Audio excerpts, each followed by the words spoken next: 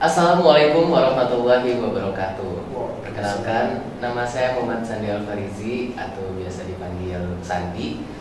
Saya merupakan murid SMA Alfitian School murid SMA kelas 11 Putra SMA Alfitian School Tangerang.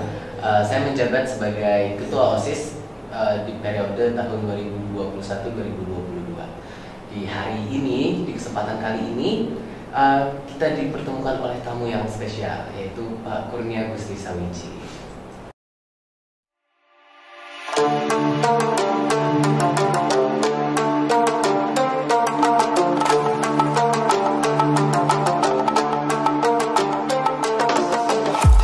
Menurut Bapak sendiri, gimana sih anak-anak sekarang tuh yang lebih kebanyakan main di dalam rumah, main game-game online ketimbang sama main di luar gitu, Pak? Nah, ini pertanyaan ini sebuah pertanyaan yang bagus ini ya. Nah, cuman gini ya. Ini memang sebuah fenomena ya. Kalau Bapak kan ada tempat kursus juga nih di rumah kan. Tempat kursus Bapak itu tidak semata-mata mempelajari yang maju-maju terus gitu loh, tapi ada juga mempelajari dari ke belakang tuh seperti apa. Artinya dasarnya apa sih belajar itu adalah dasar dari belajar itu adalah mencintai ilmu. Nah, inilah yang kadang-kadang dilupakan ketika anak-anak terlena dengan teknologi. Dan ini Bapak lihat sendiri. Tadi kan pertanyaan Sandi tentang, Pak, gimana kalau menurut Bapak tentang anak yang bermain game sekarang dibandingkan dengan anak dulu yang mainnya dengan temennya. Nah, Bapak yang main game itu Bapak ketepikan dulu dan Bapak ingin cerita sebuah kasus. Ya. Boleh tuh. Dulu ketika Bapak masih muda, ya, Bapak tahu tentang hamburger paling mahal di dunia. Ya. Bapak tahu hamburger paling mahal di dunia itu dari majalah Ino. Majalah Ino. Tahu nggak majalah Ino? Saya taunya majalah Bobo. Kamu tahu majalah Bobo kan? Dulu tuh Bapak langganan 3 majalah. Majalah Ino, majalah Bobo, majalah Orbit. Ya. Nah, kenapa Bapak berlangganan majalah ya? Memang walaupun Bapak bukan dari orang yang religius ya, tapi ibu Bapak itu sangat-sangat menghargai kegiatan membaca karena beliau juga seorang penulis ya. Nah, dan ini Bapak rasa juga memang kegiatan membaca dan menulis ini adalah sesuatu yang sangat dianjurkan oleh agama. Ya. Iqra, baca. Ya. Nah, ketika Bapak dulu tahu tentang burger paling mahal di dunia itu dari majalah Ino ya. Nah, lalu Bapak pernah ketika Bapak di Back to Basic di tempat kursus Bapak itu ada anak-anak SD ya. Bapak tanya karena kebetulan Bapak waktu itu sedang menggantikan ibu ngajar anak SD kan, karena ibu lagi berhalangan kan. Nah, Bapak asik aja gitu mendengar sambil mereka mengerjakan tugas, mereka juga sambil ngobrol-ngobrol biasa lah anak SD kan. Mereka ngomongin itu tentang iguana, anak melihara iguana. Tahu nggak rumah di depan rumahku ada yang melihara iguana. Iguana itu kan mahal gitu. Iya, iguana bisa sampai 30 juta gitu kan. Nah, iguana Bapak tanya, kamu tahu dari mana iguana 30 juta? Menurut tahu dari mana? Pasti dari internet. Dari Just No Limit. Kamu tahu Just No Limit? Tahu. Siapa Just No Limit? Konten kreator Indonesia yang paling membanggakan. Yang paling membanggakan. 16 juta subscriber. 16 juta subscriber. Teknologi itu kalau misalkan kita pecah, ya, kita pecah secara semantik. Tahu nggak semantik itu apa? Oh, kurang tahu saya. Semantik itu artinya adalah ilmu membelah-belah kata. Ya. Artinya kita membedah makna itu per kata. Teknologi itu asal-usul dari mana? Teknologi itu kalau kita bedah, teknologi itu dari tekno dan logi. Ya. Tekno itu adalah bahasa Yunaninya dari tekne ya. Yang artinya seni sebenarnya. Seni. Dari tekne itu artinya seni. Ya. Logi itu berasal dari kata-kata logos di bahasa Yunani. Logos itu artinya ilmu. Jadi ketika kita menggabungkan tekno dan logi, kita akan mendapatkan sebuah frasa yang artinya adalah ilmu dalam membuat sebuah seni. Wow, Jadi sebenarnya asal usul teknologi itu sama sekali jauh dari apa yang muncul sekarang. Sekarang kalau kita tanya teknologi kepada anak-anak sekarang, ya, yang akan muncul adalah laptop, gadget, ya. Nah, itu secara esensi juga sebuah seni. Kenapa seni? Ya jelas semua karya itu adalah sebuah karya seni, ya.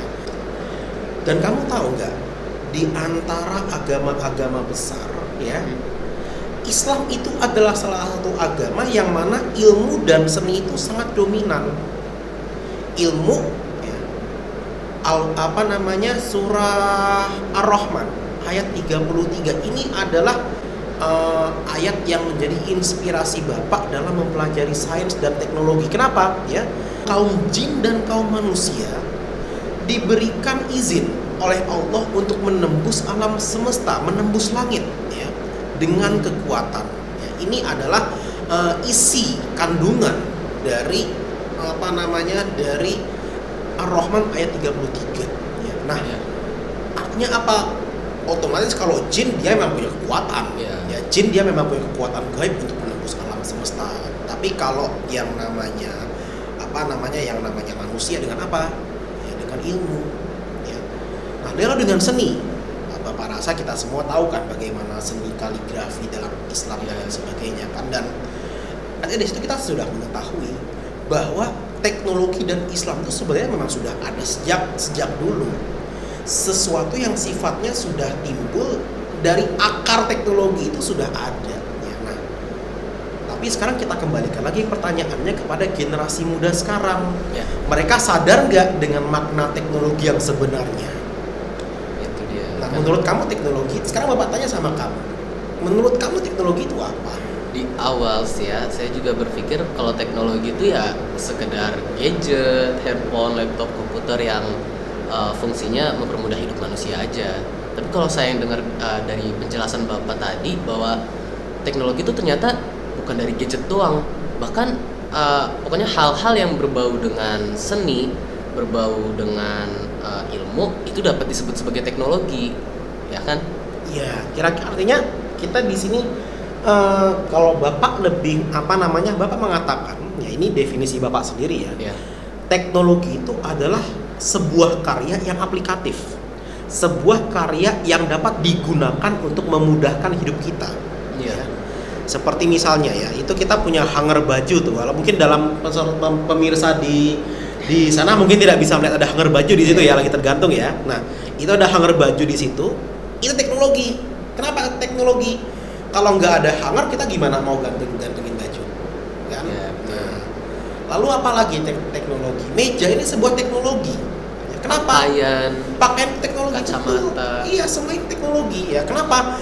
Karena di zaman batu dulu, di zaman bahkan mungkin katakanlah di zaman Rasulullah ya. Di zaman Rasulullah apakah sudah ada hanger? Ya. Rasulullah mungkin menggantungkan bajunya ya langsung dilipat. Ya. Nah, tapi dengan adanya hanger ya, kita bisa meletakkan dengan rapi dan kita gantungkan di tempat yang lebih aman. Ya. Itu teknologi. Dan itu sama sekali tidak ada halangannya dalam agama Islam. Ya. Malah agama Islam kan kita tahu ya, agama Islam memudahkan, ya. Saling membantu itu juga adalah sebuah prinsip dalam Islam. Ya. Artinya kalau kita menciptakan sesuatu yang dapat membantu umat manusia secara keseluruhan, itu tentu sebuah pahala buat kita. Malah kita dianjurkan ya dalam Islam itu. Iya.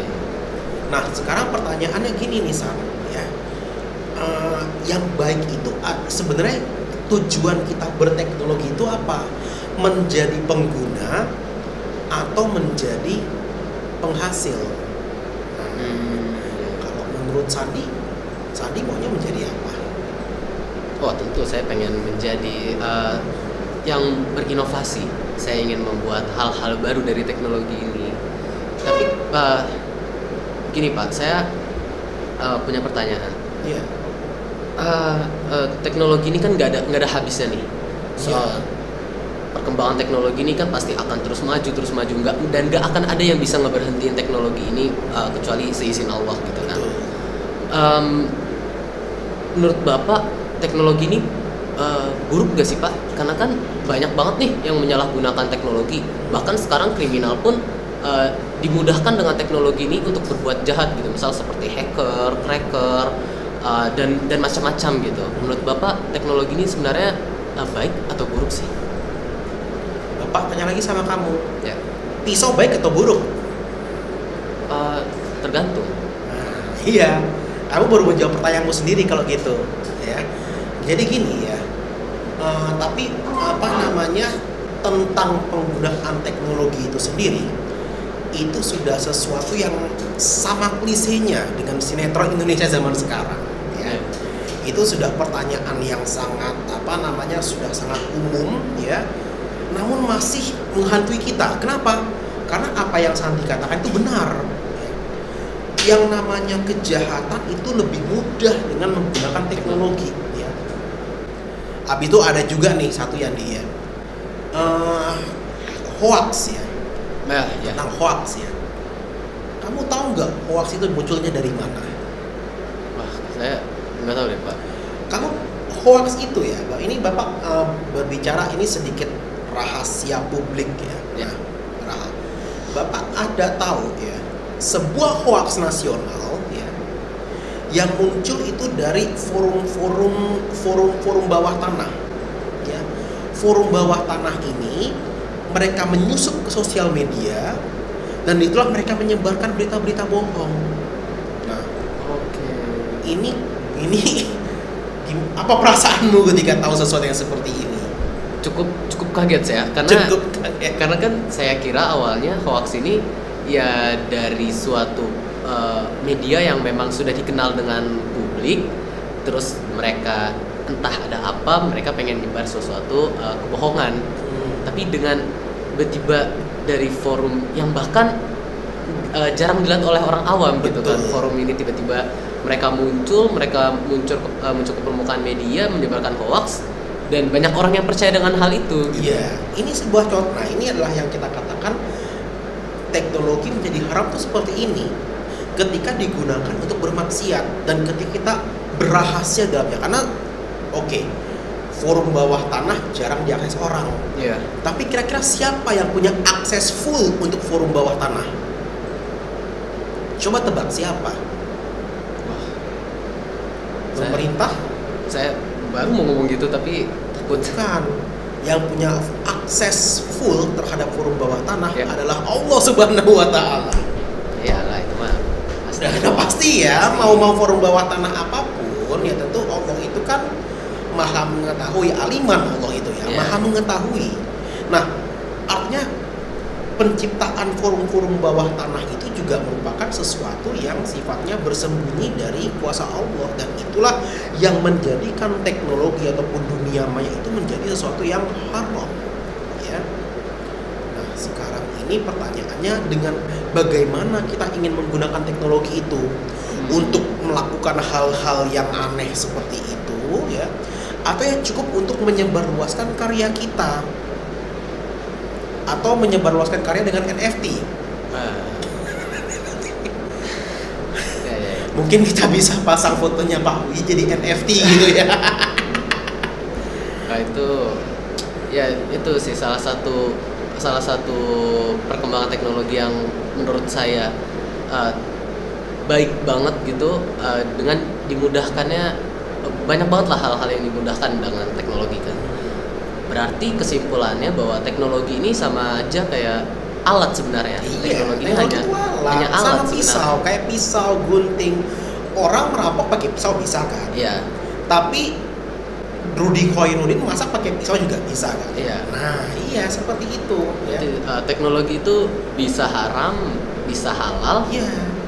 Bisa bertentangan dengan agama, tapi juga bisa mengikuti perintah agama, tergantung dari usernya sebenarnya. Iya, betul. Nah, tapi ingat juga ya, penggunaan teknologi yang baik juga disertai dengan pemahaman yang baik. Ya. Dulu kita pernah mendengar tentang Muslim Cyber Army. Ya. Ketika di zaman pergulatan politik yang cukup besar di tahun 2012 ya. Nah, artinya itu adalah sebuah gerakan yang memang tujuannya untuk menghindari kemungkaran ya. Nah, tapi dalam waktu yang sama hoax masih bisa menyebar. Kenapa? Mungkin karena pemahaman teknologinya masih belum setahap dengan orang-orang yang jahat. Nah, inilah yang kadang-kadang harus kita perhatikan ya. Untuk melawan orang jahat, kita harus tahu dulu bagaimana caranya menjadi sekuat mereka atau lebih kuat malah dari mereka ya. Tidak jarang kebaikan yang banyak tapi lemah kalah dengan kejahatan yang sedikit tapi kuat. Nah, ini terjadi sering dalam pergulatan umat kita tuh sekarang sedang terjadi ya. Nah, oleh karena itulah generasi muda itu punya tanggung jawab yang besar sebenarnya, karena siapa yang punya akses terbesar dengan teknologi? Yang sudah gemuk seperti ini atau yang kamu yang masih kurus? Ya, pasti sih. Itu jadi salah satu tanggung jawab bagi penerus bangsa, karena gimana pun juga anak kecil sekarang pun kalau dilihat misalnya kalau kita ke mall atau ke tempat-tempat umum, kadang ada sekeluarga yang anak kecil bahkan masih bayi itu udah megang iPad gitu. Padahal kalau dulu aja kita kudu bohong sama orang tua buat pergi ke warnet gitu kan. Tapi dulu anak kecil sekarang megang iPad ya. Dulu bapak ketika masuk mereka pakai ini yang parasut pakai kantong kresek gitu. Iya. Gak zaman masih ada nggak udah kayak gitu? Masih ya. Bukan pegang iPad kamu ya, ini enggak ya. Nah, siapa tahu ketua OSIS kan pegang iPad. Enggak loh. Jadi istilahnya memang ya gitu ya. Intinya ini juga pesan ya buat buat anak-anak muda, terutamanya kepada segenap peserta didik Alfitian ya. Di sini ada ketua OSIS kita ya, dan beliau juga sudah mengetahui ya bagaimana pentingnya teknologi dalam kehidupan anak muda ya. Nah, artinya tidak bisa dipisahkan ya. Tidak bisa dipisahkan kan? Setuju. Nah, lalu bagaimana caranya supaya teknologi itu menjadi sesuatu yang baik? Ya tentu harus diiringi dengan pemahaman dulu. Ya. Teknologi itu apa? Untuk apa saya ingin menggunakan teknologi? Cukupkah saya hanya dengan menggunakan teknologi?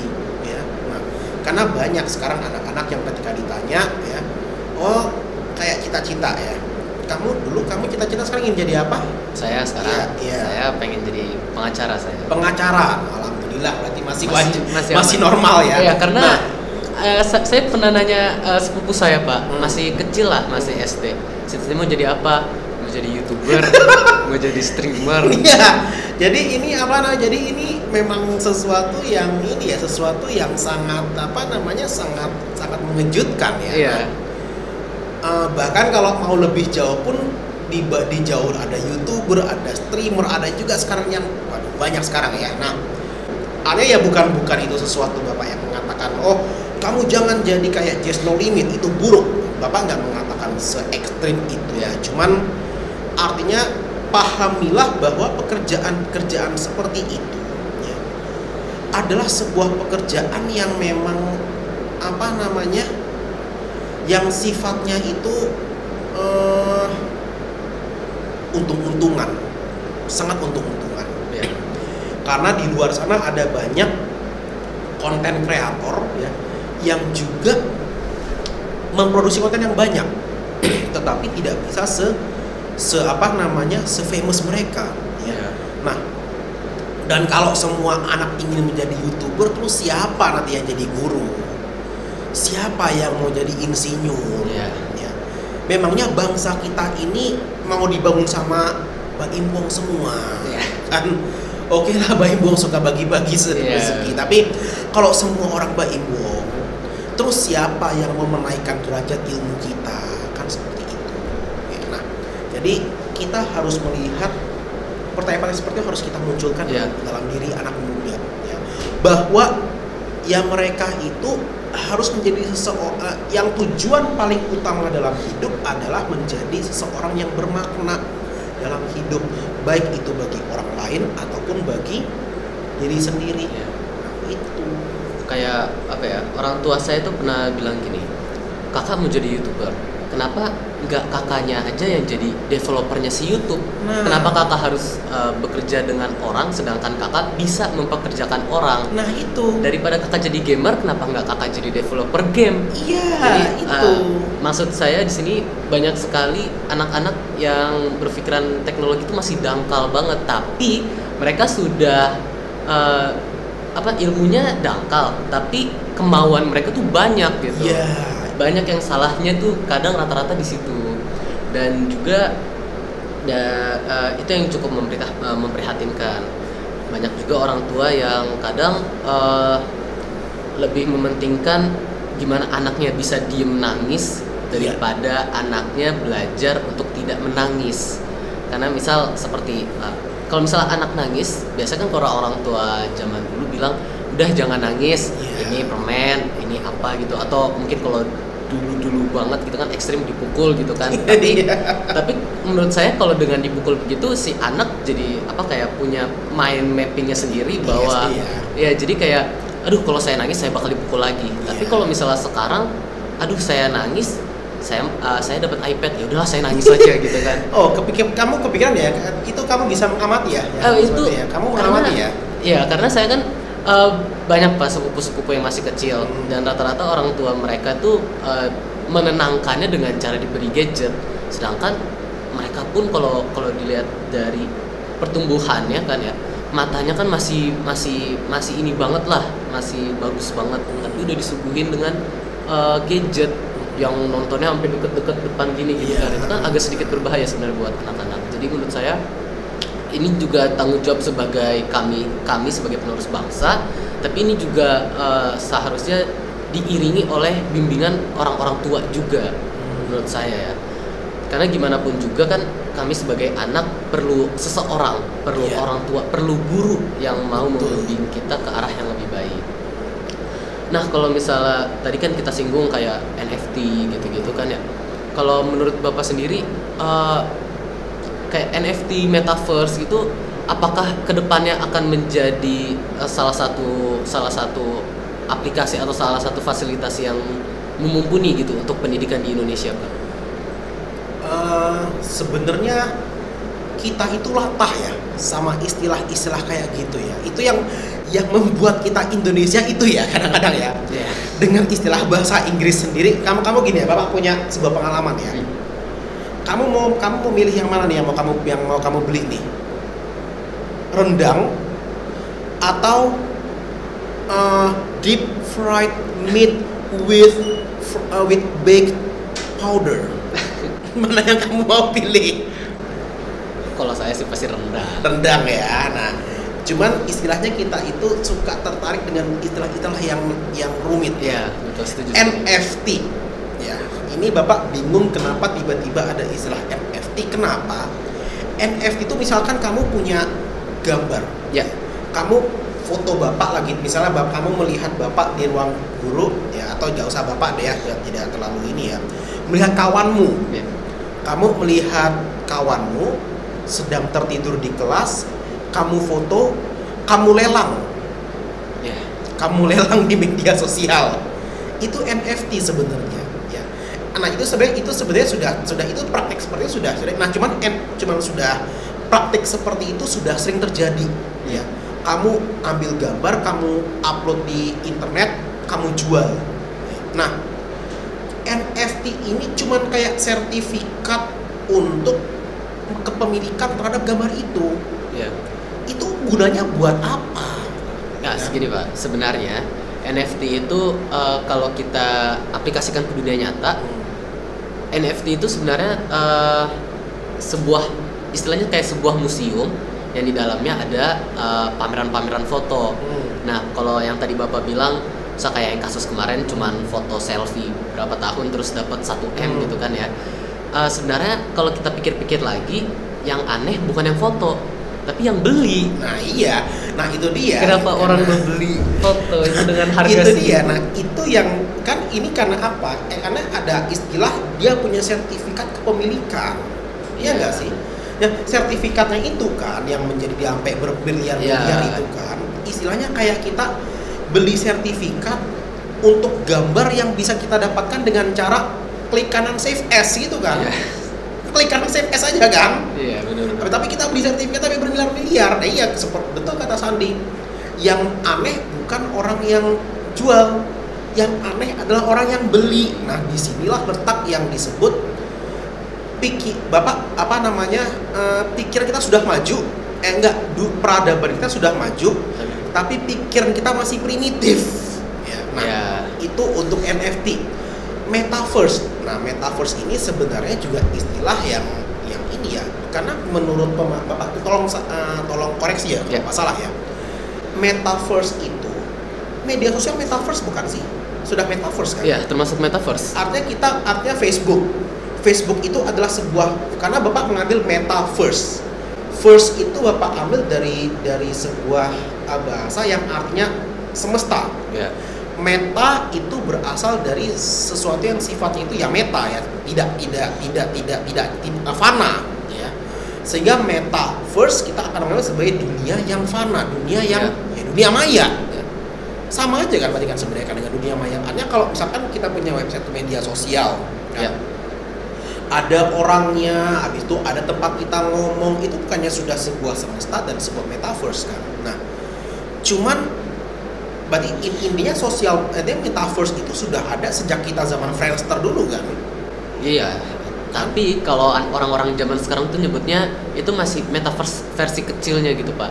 Kalau yang sekarang itu seperti benar-benar dunia ini, bumi ini ingin di-create ulang di dalam suatu teknologi. Itu berarti sudah ini ya. Kalau itu sudah secara agama ya, Bapak pikir itu sudah mulai agak kemenyimpangan. Ya. Kenapa? Karena di sini kita sudah mulai berusaha untuk bermain Tuhan ya, playing God. Bukan bermain dengan Tuhan, bermain Tuhan, main Tuhan-Tuhanan, istilahnya. Role play sebagai Tuhan. Ya, kita role play jadi Tuhan. Ya.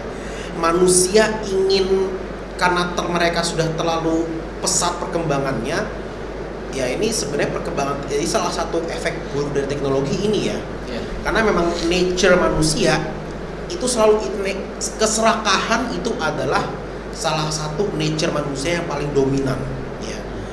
Pengen A, udah dapet, pengen B, udah dapet, pengen C. Ini sebenarnya sudah menyimpang ya. Tetapi, ya, Bapak pernah baca sebuah buku, ya, The Hitchhiker's Guide to the Galaxy. Pernah dengar buku itu? Pernah. Pernah dengar The Hitchhiker's Guide to the Galaxy ya. Kakak kelasmu ada yang pernah baca buku itu kalau nggak salah ya. Ditulis oleh seorang penulis bernama Douglas Adams ya. Dia mengatakan seperti ini, alam semesta itu adalah sesuatu yang aneh ya, dan tidak akan ada yang bisa merungkai rahasia di sebaliknya. Dan ketika ada orang yang mencoba untuk merungkai rahasia alam semesta, maka alam semesta dengan sendirinya akan beradaptasi dan mengubah bentuknya ke wujud yang lebih aneh. Ya. Artinya apa? Artinya rahasia alam semesta itu nggak akan ketemu. Ya. Dan apapun yang orang lakukan untuk role play menjadi Tuhan seperti kata Sandi tadi, itu tidak akan bisa tercapai. Ya. Kenapa? Karena memang Allah Subhanahu wa Ta'ala sudah mendesain alam semesta dengan sedemikian rupa ya, sehingga yang memang bisa menguasainya hanya Allah, tidak ada yang lain. Oleh karena itu, apapun usaha manusia untuk apakah itu menciptakan alam semesta lain secara metaverse ya, ataukah itu ingin menghidupkan kembali apa yang sudah mati tanpa seizin Allah, itu tidak akan tercapai ya. Jadi kalau Bapak memiliki keyakinan semaju-majunya teknologi, dia akan ada stopnya. Dan ini secara fisika ada teorinya, yaitu teori entropi. Ya. Bapak pernah mendiskusikan entropi ini dengan seorang teman di kuliah di jurusan fisika, ya. Dimana kita merumuskan entropi itu karena ini, ini masuk bahan ujian semester nanti ya. Catat dulu dong kalau gitu. Ini masuk ujian semester nanti ya, karena kan lagi bahas termodinamika kan. Yeah. Ini nanti masuk ujian semester ya. Nah, yang anak kelas 11 silahkan diingat ini masuk ujian semester ya. Susah emang kalau orang fisika. Kamu mau rapor bagus kan? Iya. Ya begitu, lanjut. Jadi jadi entropi itu dalam fisika, entropi itu kayak sebuah besaran yang akan terus bertambah seiring dengan penambahan dinamika, gerakan apapun di alam semesta. Sama kayak gini ya. Bapak ngomong nih, kan? Ngomongan Bapak kan ini kan energi ya. Ini kalau Bapak baru bahas minggu lalu ya, tentang gelombang suara ya. Nah, kalau lupa nanti ini pas ujian hariannya agak ini nih ya. Bapak akan ngomong energi kan nggak bisa hilang tuh. Energi nggak bisa hilang. Nah, terus dia jadi apa? Ya, kalau dia nggak bisa hilang terus dia muter-muter seluruh dong. Iya, dia akan muter-muter tapi tidak sebagai energi, akan sebagai entropi. Artinya bentuk final dari energi ini adalah entropi. Nah, entropinya akan terus bertambah sampai akhirnya dia sampai di sebuah titik, habis itu nanti dia akan hilang. Nah, inilah yang kita sebut sebagai kiamat kubro. Ya. Nah, ini kalau sudah mau menyambungkan teknologi dan sains, ini memang sudah seperti itu jadinya. Jadi memang sebenarnya itu saling berkaitan. Iya. Kalau dipikir-pikir juga, saya tadi cukup terpikat dengan perkataan Pak Wiji yang bilang bahwa dunia ini, alam semesta ini itu unik. Kalau kita mencoba merumuskan hal baru atau menemukan hal baru, akan ada perubahan tersendiri dalam semesta. Misal kayak contoh, ada seorang ayah dan seorang anak yang sama-sama ilmuwan. Ayahnya atau anaknya menemukan bahwa cahaya merupakan gelombang, terus anaknya bilang cahaya merupakan suara. Kayak gitu-gitu tuh. Kayak itu tuh hal itu nggak bisa dibuktikan. Nanti dia akan terus berujung nanti ketemu hal baru lagi, kok kita ada lagi, sampai akan ada terus hal baru itu ya. Nah, jadi kira-kira inilah nanti, dan sebenarnya teknologi diciptakan untuk manusia merungkai ini. Nah, pertanyaannya adalah siapkah umat manusia untuk mengalami yang berulang-ulang seperti itu ya. Dan siap tidak manusia Indonesia untuk mengalami yang seperti itu? Jika ketika ditanya masih kan kita tahu semua lah ya. Mungkin cukup kali ya pembahasan kita tentang kalau memang teknologi. Mau diterusin sampai malam. Wah, ini bisa 7 hari 7 malam ini, 7 Pak. 7 hari 7 malam ya. Kita bisa kasihan pemirsa ya. Iya. Mungkin di part berikutnya mungkin ya, Pak ya. Insyaallah. Terima kasih kepada Pak Wiji yang telah meluangkan waktunya di sini untuk membahas tentang teknologi. Terima kasih juga kepada pemirsa yang telah menonton podcast kita ini. Semoga kita ini kita podcast ini ya. Oh iya, saya lupa. Ini podcast ya. Saya merasa kita ngobrol biasa aja ya. Iya. Mungkin cukup lah ya, Pak ya. Insyaallah. Sekian dari kami, kurang lebihnya mohon maaf. Wassalamualaikum warahmatullahi wabarakatuh. Waalaikumsalam warahmatullahi wabarakatuh.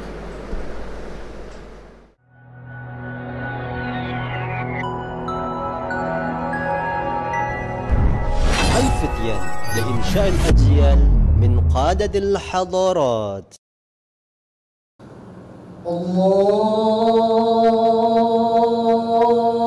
الله أكبر الله أكبر الله أكبر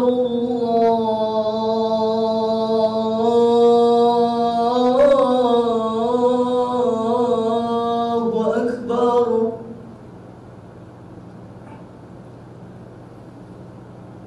أشهد أن لا إله إلا الله.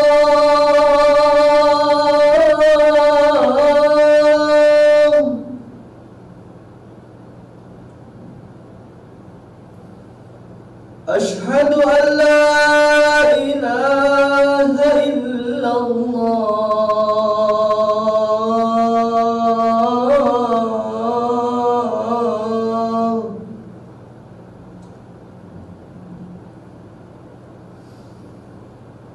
أشهد أن محمدا رسول الله.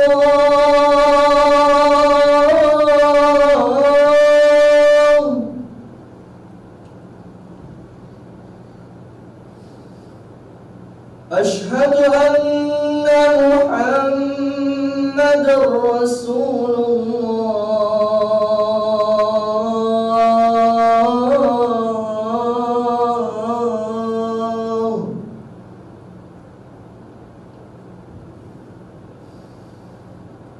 حي على الصلاة.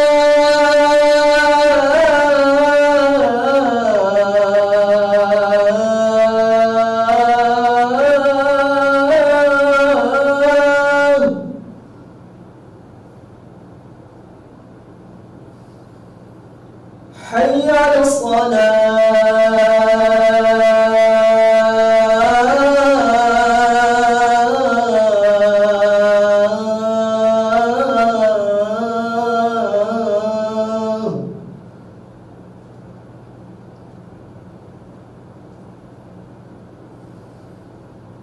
حي على الفلاح.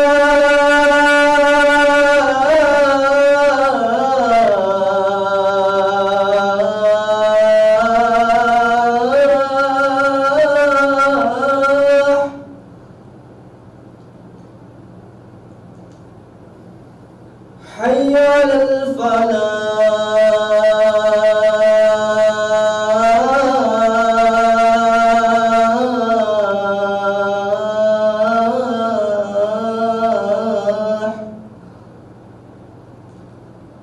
الله